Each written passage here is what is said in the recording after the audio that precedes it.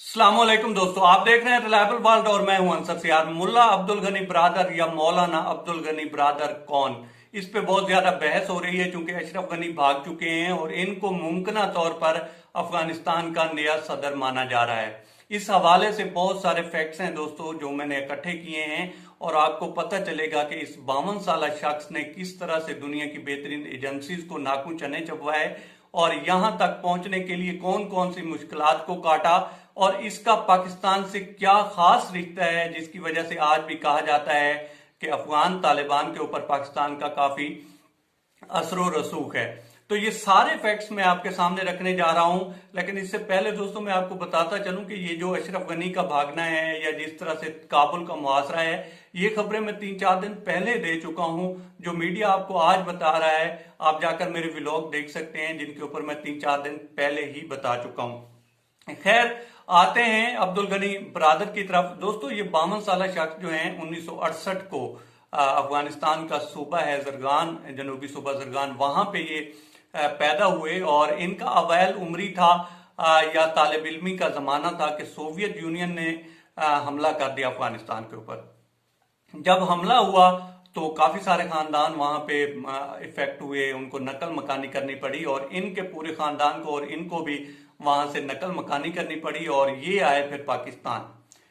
ज्यादातर उस वक्त में जो वहां से पनाह गुज़ीन आते थे वो रहते थे बलोचिस्तान में और ये भी बलोचिस्तान का जो इलाका है या शहर है क्वेटा, उधर ये रहे और फिर वहां पे एक तहरीक ने जन्म लिया। वैसे तो काफी सारी तहरीकें थी जो कि सोवियत यूनियन के खिलाफ बरसरे पैकार थी, लेकिन एक तहरीक बनी हरकतुल इस्लाम जिसके सरबराह जो थे वो मुल्ला उमर थे और फिर अब्दुल गनी ब्रादर ने भी इसी को ज्वाइन किया।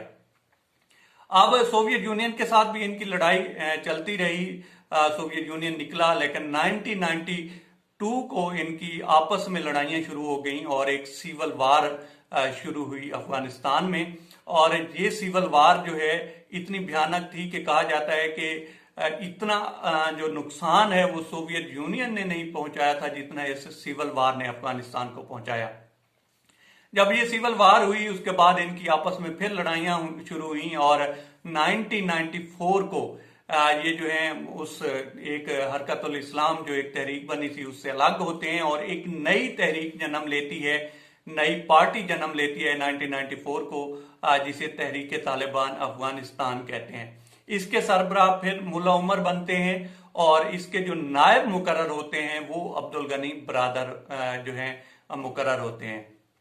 फिर इन्होंने तब की गवर्नमेंट जो थी उसके खिलाफ ये बरसरे पैकार रहे और इन्होंने इलाके फतह करने शुरू किए। तो इनको हिरात का गवर्नर बनाया गया, वो इलाका इनके कब्जे में आया तो इन्होंने अब्दुल गनी ब्रादर को हिरात का गवर्नर मुकर्रर किया और फिर जो है इसके बाद ये वहां की जो तहरीक तालिबान अफगानिस्तान की फौज थी उसके ये कोर कमांडर भी रहे। फिर इनकी पूरी गवर्नमेंट आई अफगानिस्तान में और इनको जो है अफगानिस्तान की फौज का जो है सरबराह भी मुकर्रर किया गया। ये 1999 की बात है दोस्तों और इसी दौरान जो है ये वजीरे दाखिला भी रहे, इनके पास इजाफी जिम्मेदारियां थी और इसके अलावा ये वजीर दिफा भी रहे। इसी तरह से फिर वक्त चलता रहा। फिर 9/11 हुआ और जब 9/11 हुआ तो फिर अमेरिका ने हमला कर दिया और ये बात है 2001 की। तो इनको फिर अफगानिस्तान का वो जो मेन इलाका था जहां पे इनको खदशा था कि अमेरिका हमला कर सकता है, वहां से इनको निकलना पड़ा और ये निकलते हैं एक मोटरसाइकिल पे और पीछे जो इनके साथ बैठे होते हैं वो मुल्ला उमर होते हैं। अब मुल्ला उमर जो थे वो इनके ऊपर क्यों इतबार करते थे, क्योंकि इनको दोस्तों 3-4 जुबानें थी जिनके ऊपर अबूर था, पश्तो हो या उर्दू हो या इंग्लिश हो, इसके अलावा भी हो, तो 3-4 जुबानें थी इनके ऊपर, इनको अबूर भी था। और कहते ये थे कि उस वक्त से ही इनको माना जाता था कि ये काफी जो है ज़हीन तरीन कमांडर में से एक है, तो इसलिए मुल्ला उमर इनके ऊपर इतबार भी करते थे। अब ये मोटरसाइकिल पे निकलते हैं और रूपोश होते हैं अफगानिस्तान के पहाड़ों में और यहाँ पे फिर ये बरसरे पैकार होते हैं या लड़ाई शुरू करते हैं। एक गुरीला वार शुरू होती है अमेरिका के खिलाफ।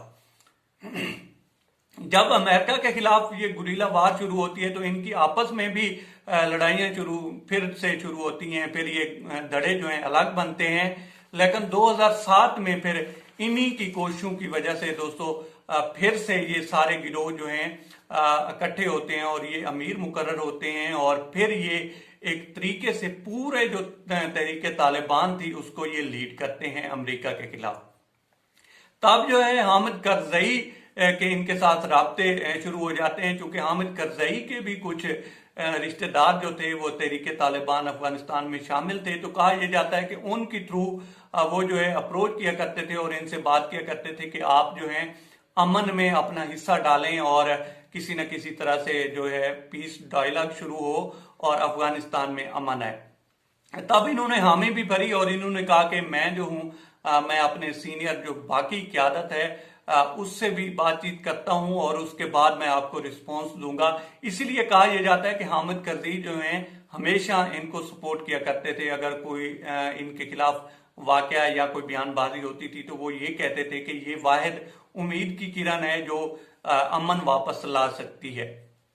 ये बातचीत करने के लिए कराची आते हैं और यहाँ पे पाकिस्तान के जो इदारे हैं वो इनको अपनी कस्टडी में लेते हैं, तहवील में लेते हैं। ये बात है दोस्तों 2010 की।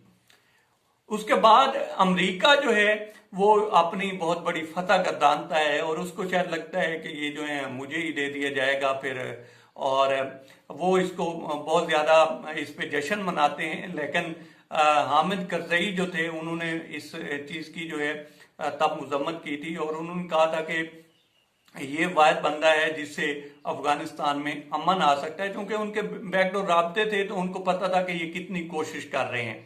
खैर फिर सदर ट्रंप का दौर आता है और 2018 में जो है दोस्तों बातचीत शुरू होती है कि किसी तरह से अमन लाया जाए और अमेरिका जो है यहाँ से जान छुड़वाना चाहता है। तो कहा यह जाता है कि जनाब जितने भी अफगान सरबराह थे, तालिबान सरबराह थे, उनको छोड़ा जाए।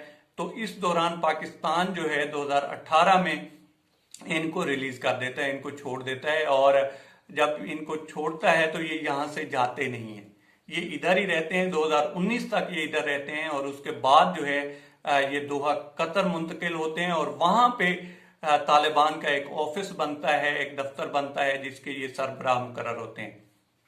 फिर दोहा कतर में एक मुआहदा होता है अमेरिका की उस तरफ से जो पीस को लीड कर रहे थे, पीस डायलॉग को लीड कर रहे थे, वो ज़ल्मे खलील साद थे। और इस तरफ से जो थे वो मुल्ला अब्दुल गनी बरादर थे और एक बहुत बड़ा जो है मुआहदा होता है और उसके ऊपर जो है अमल पैरा करना शुरू करता है अमेरिका। और अब आपने देखा होगा कि अमेरिका ने इनखला शुरू किया है और जब अमेरिका ने इनखला शुरू किया है तो ये मर्द मुजाहिद जो है तालिबान को जो है लीड कर रहा था और पूरे तालिबान के ऊपर इस वक्त इनका कब्जा है और कहा यह जा रहा है कि ये मुमकिन सदर बनने जा रहे हैं।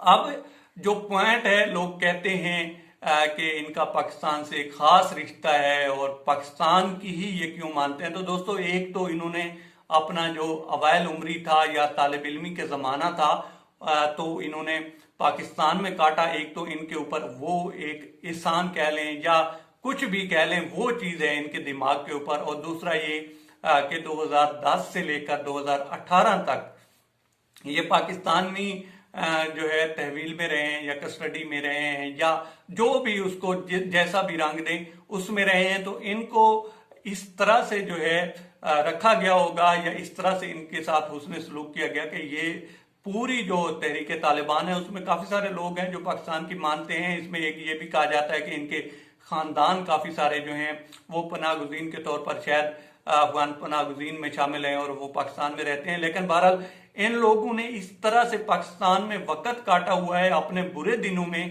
कि ये पाकिस्तान से उन एहसानात को देखते हुए जो है मुखासमत ना इन्होंने कभी चाहिए है और ना ही आगे, क्योंकि इनके बयानात बताते हैं कि आगे भी ये इस तरह की मुखासमत रखना भी पाकिस्तान से नहीं चाहते बल्कि दोस्ती का हाथ जो है वो बढ़ाना चाहते हैं। तो ये 3-4 कनेक्शन थे दोस्तों जिस वजह से ये पाकिस्तान को जो है वो ज्यादा तरजीह देते हैं और पाकिस्तान की बात मानते हैं जिसके ऊपर दुनिया वावेला भी करती है। लेकिन जीत जो होती है वो हमेशा सच की और हक की होती है। और इन लोगों ने देखें कि कितनी स्ट्रगल की है यहाँ तक पहुंचते हुए। और कुछ लोग तो ये भी कहते हैं कि अफगानिस्तान को तालिबान ने जो है लीज पे दिया था अमेरिका और बाकी दुनिया को, क्योंकि तब अफगानिस्तान का इस तरह से हशर था कि उसको संभालना मुश्किल था। तो दुनिया ने बेशक बमबारी की, लेकिन वहाँ पे इंस्टीट्यूशन बनाए। इसके अलावा वहाँ पे बिल्डिंगें बनाई, उनको डैम बनाकर दिए, उनको एयरपोर्ट्स बनाकर दिए। और जब ये सारा कुछ बन गया तो तालिबान ने अब आकर वो सारा कुछ उनसे वापस ले लिया है। भाई हमारी जमीन है और हमें वापस करो। तो ये थी दोस्तों हिस्ट्री।